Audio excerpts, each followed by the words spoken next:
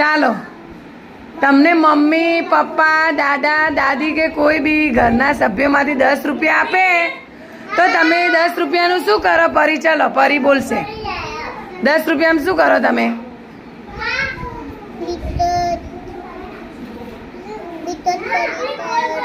પડી કાલે ચાલો સ્વરાજ તું શું કરો 10 રૂપિયામાં?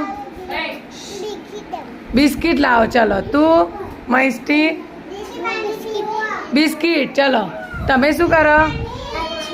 આઈસ્ક્રીમ. ચલો તમે શું કરો? 10 રૂપિયામાં ચોકલેટ. ચલો તમે ચોકલેટ. ચલો તમે વેફર. ચલો તમે આઈસ્ક્રીમ. લાલી તમે શું લાવો?